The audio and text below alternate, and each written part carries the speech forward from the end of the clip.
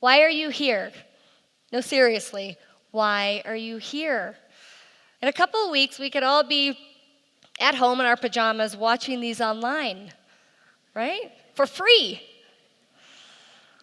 Why did we choose to gather, to show up and hear these live? Live theater is dangerous. It's dangerous like breaking up with someone in person rather than by text. It's dangerous like the guy sitting next to you could start to cry. I was in middle school the first time I saw my dad cry in a theater.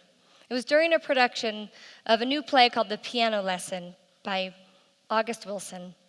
And this is significant for a couple of reasons. First of all, my dad usually sleeps in live theater. And secondly, it was a really dark time in his life, and the only emotion I had seen from him for months had been anger and rage. What was my teenage self supposed to do, sitting next to a weeping dad, driven to a catharsis that he had no idea was waiting for him at the theater that night? Would a film or a TV version of The Piano Lesson have done the same thing? Possibly, but I wouldn't have seen it, and I wouldn't be talking about it 25 years later. Live theater activates the mirror neuron system in our brains. In the 90s, a couple of Italian scientists discovered these neurons that activate whether we perform an action or watch someone else perform that same action. It's the reason why we cringe when somebody stubs her toe or we giggle when someone near us is laughing. They are empathy neurons, and live theater inspires empathy. Now, as humans, we are all predisposed towards empathy, right? But like any skill, empathy can grow with practice, or it can wither from lack of experience. And as humans, we need practice, especially as we get older, because our worldview gets more and more narrow.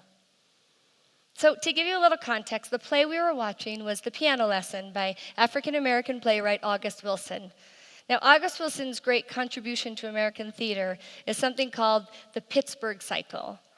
And in the Pittsburgh Cycle, he chronicled the life of black families in Pittsburgh for 100 years. So for each decade of the 20th century, he wrote one play. And The Piano Lesson was his play that he set in the 1930s. It was about a sharecropper's son and daughter. In the second act, they get in a huge fight about what to do with the family heirloom, a piano. My dad was a carpenter and an artist raising his hippie family in Venice, California in the 1980s and 90s. And yet, their piano made him cry. His circumstances could not have been more unlike the characters in this play, and yet their piano brought tears to his eyes. Their piano sparked a conversation in my family about family alliances, about legacy that we talked about on the drive home. Their piano revealed something to me about my dad, which was that he wasn't angry, he was grieving. And it wasn't just my dad's tears. Over the course of 15 years, the Center Theater Group produced 7 of the 10 plays in the Pittsburgh Cycle. And somehow my mom and dad, particularly my mom, managed to get tickets at half price or preview to all of the plays. So by the time I graduated from college, I had experienced 70 years of an African-American family's life on stage. I lived 7 decades with these characters, and we talked about them for years. We talked about the stain of slavery on families and on this country continuously. I grew in empathy for people and for circumstances different than my own. And I love TV and I love film, but I have to tell you, it was the proximity to the actors, to the live performers, that heightened the emotional experience and deepened my understanding of American history. Because see, theater is immediate. From the moment the lights dim and the actors come out on stage, there's this sort of awkward time in which we adjust to being in a room together. It's full of possibility, it's strange, because you never know what's going to happen on any given night in live theater, right? And every performance is different. What if a performer forgets his or her line or comes out on stage and trips? But I think what is most risky about live theater is that it relies on strangers to do its job. Now, you may not have realized this walking in today, but you probably hoped the auditorium would be full, right? Or at least not empty. That would have been way too much pressure.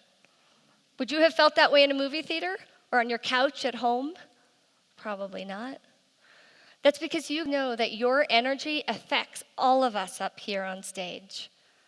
And in live theater, unlike digital storytelling, you can affect us. In digital storytelling, there are no awkward moments because it's edited, it's polished, it's finished. A couple of years ago, there was a study that was published by the University College in London that kind of rocked the theater world.